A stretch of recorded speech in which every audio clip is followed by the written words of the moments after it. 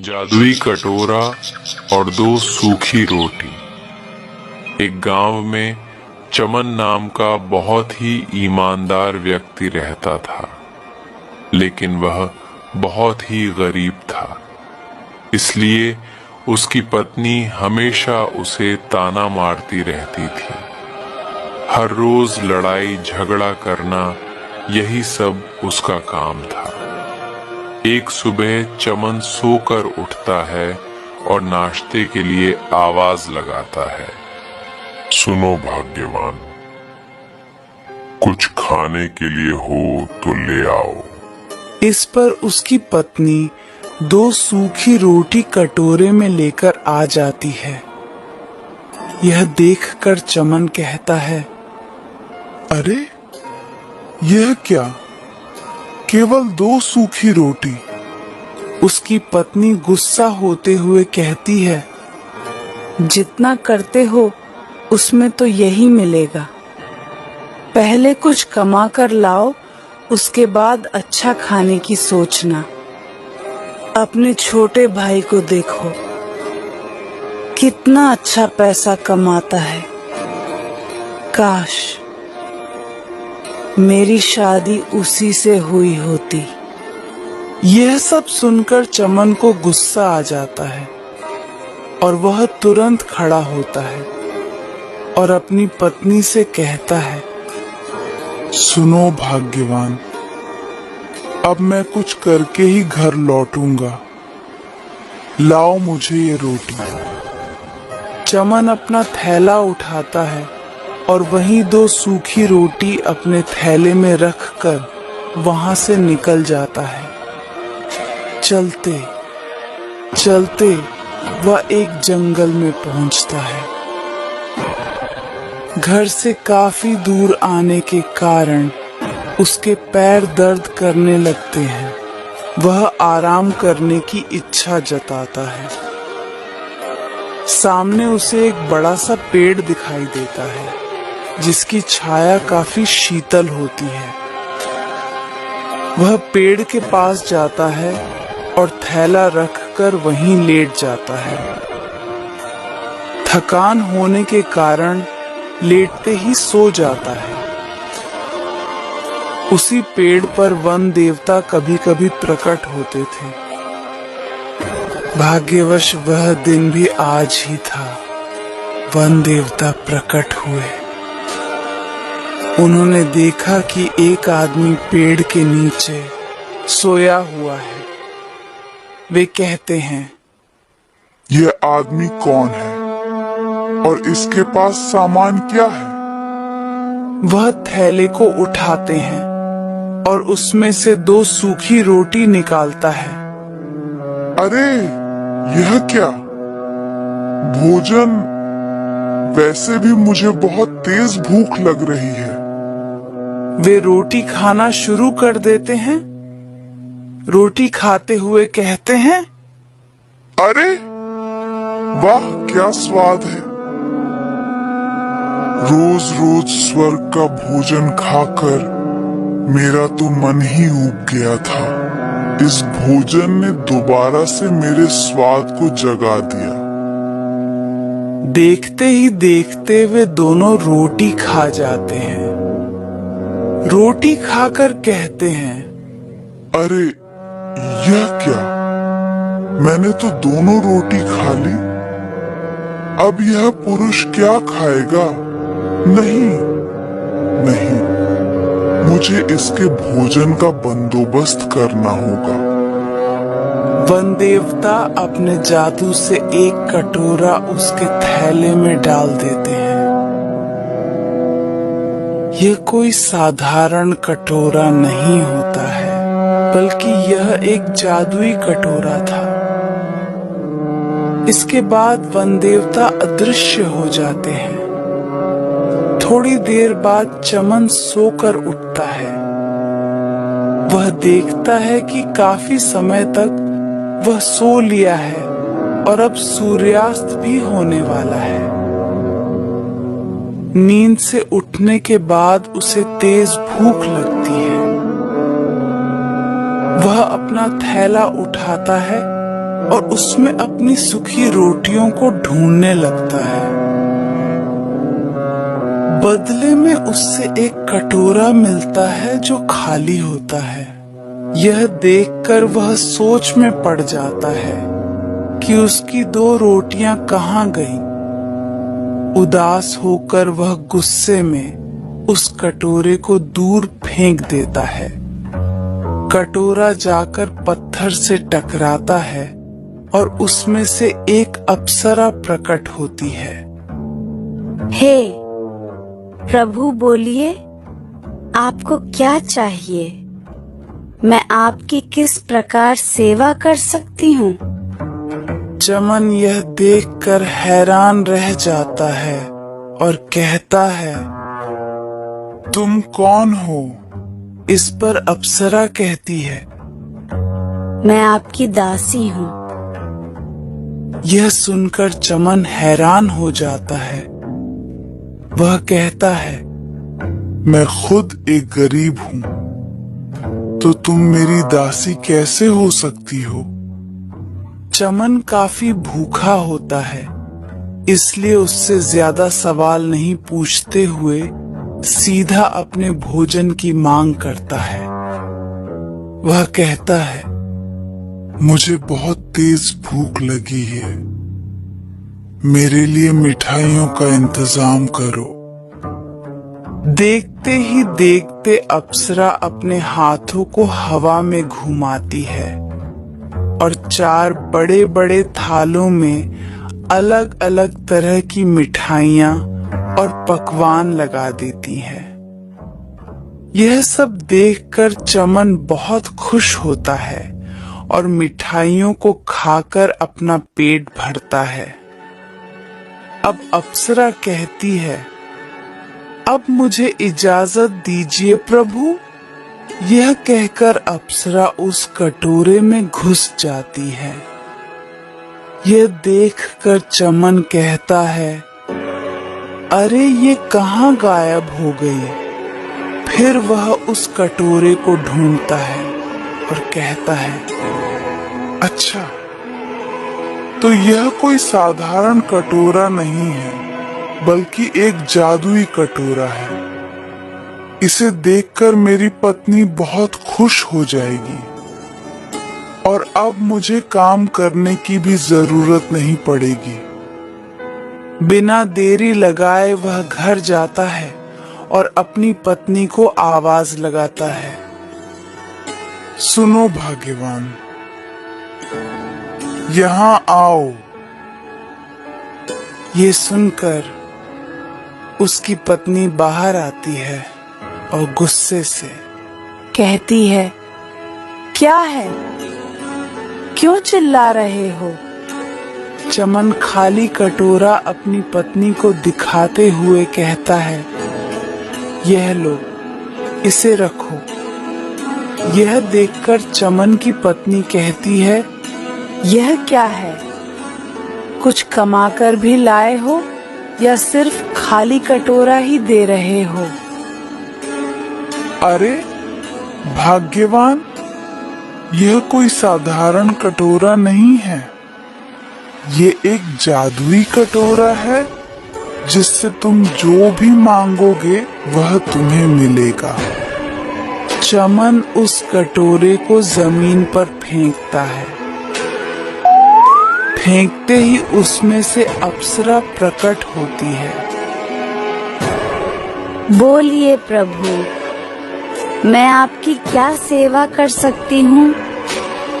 यह सुनकर चमन कहता है, मेरी पत्नी के लिए अलग अलग तरह के स्वादिष्ट पकवान लाए जाए।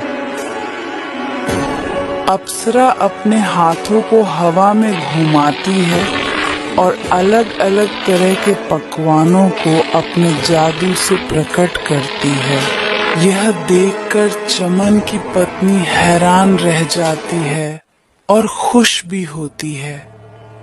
वह तुरंत कहती है, सुनो जी, क्यों ना हम अपने पूरे गांव को आज शाम दावत पर बुलाएं।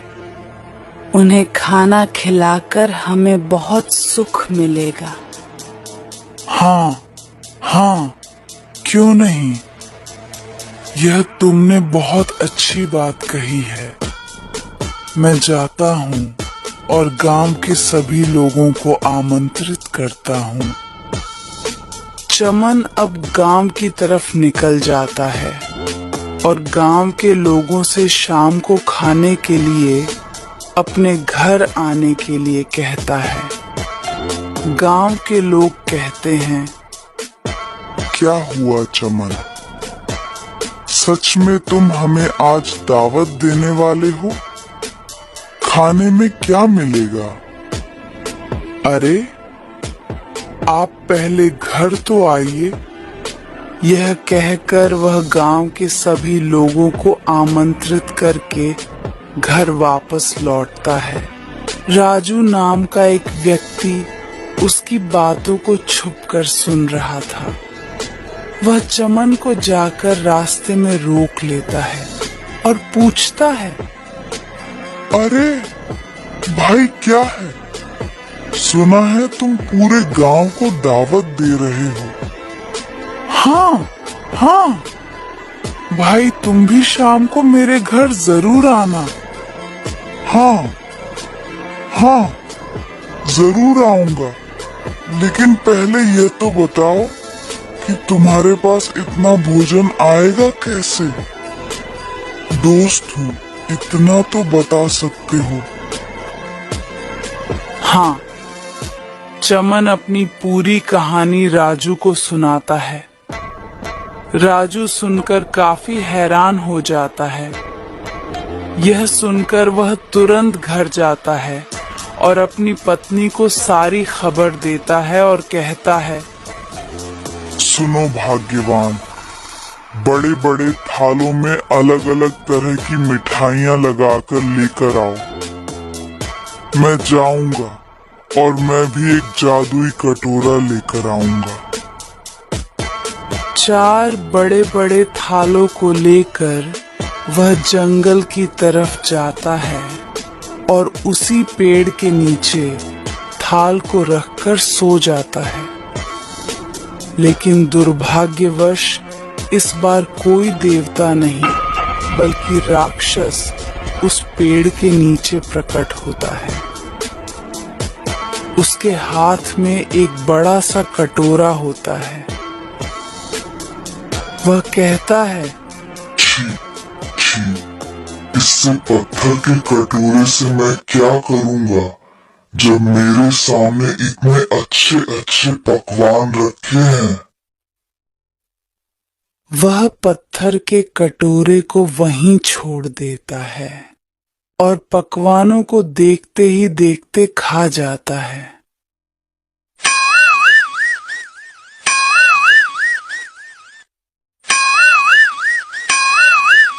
कुछ देर बाद राजू सोकर उठता है तो उसे एक कटोरा दिखाई पड़ता है।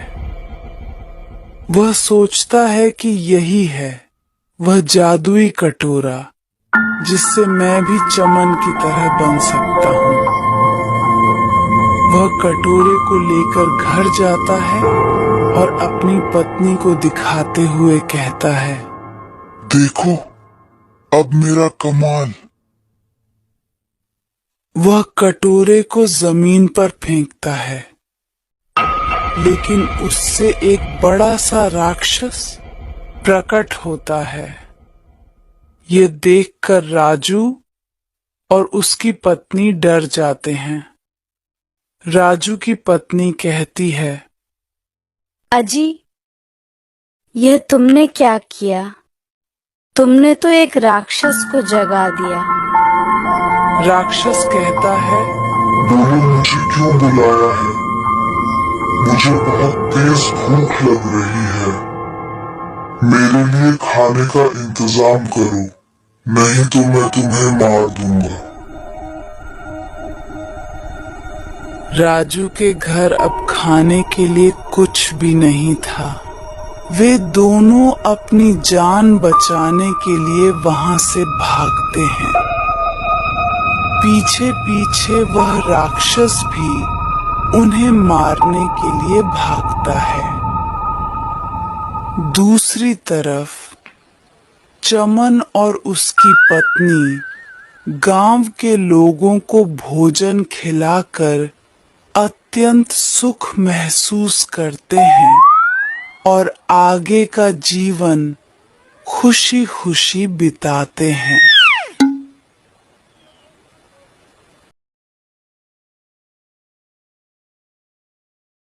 एक समय जब चिंटू और मोंटू दोनों भाई रविवार के दिन छुट्टी होने के कारण सभी होमवर्क पूरी करके टीवी देख रहे थे। तभी टीवी में एक समाचार दिखा कि शहर में बहुत बड़ी कोरोना नाम की डायन आ गई है, जो सिर्फ एक दूसरे को छूने से वह डायन अंदर घुसकर उन्हें निगल लेती है। इसलिए सरकार ने लॉकडाउन जारी कर दिया और कहा कि आज से ही घर से निकलना बंद और सभी अपने हाथ को बार बार धोएं, मास्क जरूर पहनें और एक दूसरे से दूरी बना कर रहें। यह समाचार सुनकर चिंटू डर जाता है, जिसे देख मोंटू कहता है, अरे भाई, ये कैसी कोरोना डायन है जो सिर्फ छूने से किसी को भी निगल सकती है। मैं तो जाऊंगा बाहर मगर किसी को भी छूंगा नहीं। उसकी बात सुनकर मोंटू के मम्मी पापा उसे बोले, अरे मोंटू, सारे तरफ लॉकडाउन हो गया है, आना जाना भी बंद हो गया, इसलिए तुम कहीं नहीं जा रहे हो। मगर वह मूर्ख लड़का मानता कहाँ, हाँ कहकर सो गया। जैसे ही उसके मम्मी पापा सोए, मोंटू चुपके से रात के अंधेरे में घूमने चला गया। अपने कुछ दोस्तों को बुला लिया और वे सभी दोस्त रात को घूमने चले गए। जाते हुए बहुत दूर पहुंच गए। उन्होंने सोचा कि चलो जंगल तरफ चला जाए क्योंकि उधर पुलिस आती नहीं। यह सोचकर सभी दोस्त जंगल की तरफ चले गए। जाते जाते कुछ ही दूरी पर रास्ते में उन्हें एक चमकीला सा कुछ दिखाई दिया। उसे देखकर कहने लगे, अरे कौन है जो हमारे रास्ते में आया है? हट जाओ हमारे रास्ते से। तभी एक बड़ी सी कोरोना नाम की डायन उनके सामने प्रकट हो जाती है और कहती है, अरे मूर्खों, तुम लोग कहाँ जा रहे हो? तुम्हें पता नहीं कि अभी हम कोरोना डायनों का राज चल रहा है। तुम लोगों ने बाहर निकलकर बहुत बड़ी गलती कर दी है, और वो भी बिना मास्क और बिना सैनिटाइजर के। अब तुम्हें कोई बचा नहीं सकता। उसकी बात सुनकर मोंटू कहने लगा, अरे कोरोना डायन, तुम तो सिर्फ गंदगी में ही रहती हो, तो यहाँ पर क्यों आई हो? कोरोना डायन बोली, अरे मैं कहीं भी जा सकती हूँ, क्योंकि अभी गंदगी सिर्फ कीचड़ और नाली में ही नहीं सब जगह हो गया है। जो बड़ों की बात नहीं मानते अपनी मनमानी करते हैं, जो बिना मास्क और सैनिटाइजर के घूमते हैं, भीड़-भाड़ वाली जगहों में जाते हैं और गंदगी करते हैं। ये सब एक तरह से गंदगी ही है, इसलिए मैं कहीं भी जा सकती। मेरे छूने से कोई भी इंसान बच नहीं सकता।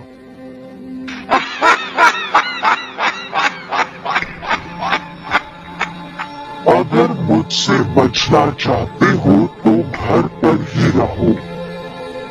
साबुन या सैनिटाइजर से हाथ को बार बार साफ करो और अपने मुंह पर मास्क लगा कर रहो। इसलिए अब तुम लोग भी नहीं बचोगे। यह कहकर कोरोना डायन हंसते हुए उन सबको छूने लगी। उसके छूने से सभी लड़के को बिना मास्क और बिना सैनिटाइजर के थोड़ी देर में कोरोना डायन उन्हें निगल गई। सिवाय उस मोंटू के वह जोर से भागने लगा, उसके शरीर पर भी कोरोना का असर हो गया था। भागते भागते बहुत मुश्किल से घर तक पहुंच पाया था और जैसे ही घर पहुंचा वहीं पर उसने दम तोड़ दिया। कोरोना डायन ने उसे निगल लिया। यह देख मोंटू के मम्मी पापा बहुत रोए और कहने लगे, काश मोंटू हमारी बात मानता तो इस कोरोना डायन के चंगुल में ना आता।